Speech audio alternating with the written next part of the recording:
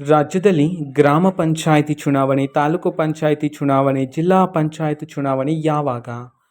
ಇದಕ್ಕೆ ಸಂಬಂಧಪಟ್ಟಂತೆ ಈಗ ಒಂದು ಪ್ರಮುಖವಾಗಿರ್ತಕ್ಕಂಥ ಮಾಹಿತಿ ಆದರೆ ಬಂದಿದೆ. ನೂತನ CM ಆಗಿರ್ತಕ್ಕಂತಹ DK ಶಿವಕುಮಾರ್ ಅವರು ಇದಕ್ಕೆ ಸಂಬಂಧಪಟ್ಟಂತೆ ಒಂದು ಸ್ಪಷ್ಟನೆಯನ್ನಾದರೂ ನೀಡಲಾಗಿದೆ. ಬನ್ನಿ ಸಂಪೂರ್ಣವಾಗಿ ನಾವು ಈ ವಿಡಿಯೋದಲ್ಲಿ ಇನ್ಫಾರ್ಮೇಷನನ್ನು ತಿಳ್ಕೊತಾ ಹೋಗೋಣ.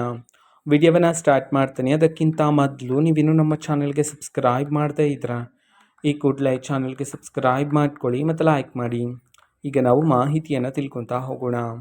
ಹೌದು, ಈಗ ಗ್ರಾಮ ಪಂಚಾಯಿತಿ ಚುನಾವಣೆ ಯಾವಾಗ ಅಂತ ಹೇಳಿ ಮೊನ್ನೆ ಒಂದು ವಿಡಿಯೋದಲ್ಲಿ ನಾನು ನಿಮಗೆ ಮಾಹಿತಿಯನ್ನು ತಿಳಿಸಿದೆ. May be October or September ಆ ರೇಂಜಲ್ಲಿ ಇರುತ್ತೆ ಅಂತ ಹೇಳಿ. ಸೊ ಆದರೆ ಇದೀಗ ಒಂದು ಪ್ರಮುಖವಾಗಿರ್ತಕ್ಕಂಥ ಮಾಹಿತಿ ಬಂದಿದೆ.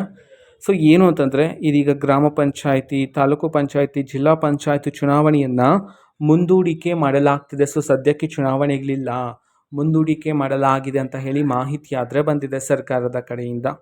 ಇದರಲ್ಲಿ ಪ್ರಮುಖವಾಗಿ ರಾಜ್ಯದಲ್ಲಿ ಇರತಕ್ಕಂತಹ 5,950 ಸದಸ್ಯ ಸ್ಥಾನವನ್ನು ನಿಗದಿಪಡಿಸಿ ಅಂತಿಮ ಅಧಿಸೂಚನೆಯನ್ನು ಹೊರಡಿಸಲಾಗಿದ್ದು, ಸೊ ಇದರ ನಿಟ್ಟಿನಿಂದ ಸದ್ಯಕ್ಕೆ ಚುನಾವಣೆ ಇಲ್ಲ, ಇದನ್ನು ಮುಂದೂಡಿಕೆ ಮಾಡಲಾಗಿದೆ ಅಂತ ಹೇಳಿದೀಗ ಮಾಹಿತಿಯನ್ನಾದರೂ ತಿಳಿಸಲಾಗಿದೆ ಸರ್ಕಾರದ ಕಡೆಯಿಂದ.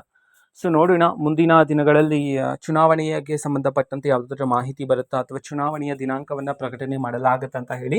ಸೊ ಸದ್ಯಕ್ಕೆ ಬಂದಿರತಕ್ಕಂಥದ್ದು ಮುಂದೂಡಿಕೆ ಮಾಡಲಾಗಿದೆ ಅಂತ ಹೇಳಿ.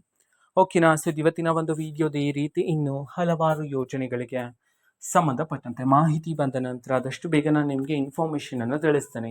ಅದಕ್ಕೋಸ್ಕರ ಚಾನಲ್ಗೆ ಸಬ್ಸ್ಕ್ರೈಬ್ ಮಾಡ್ಕೊಳ್ಳಿ ಮತ್ತು ಮಾಹಿತಿ ಇಷ್ಟ ಆಗಿದ್ರೆ ನಿಮ್ಮ ಫ್ರೆಂಡ್ಸ್ ಆ್ಯಂಡ್ ಫ್ಯಾಮಿಲಿ ಮೆಂಬರ್ಸ್ಗೂ ಸಹ ವಿಡಿಯೋವನ್ನು ಶೇರ್ ಮಾಡಿ. ಜೊತೆಗೆ ಚಾನಲ್ಗೆ ಸಬ್ಸ್ಕ್ರೈಬ್ ಮಾಡಿಕೊಂಡು ಸಪೋರ್ಟ್ ಮಾಡಿ. Thank you, bye.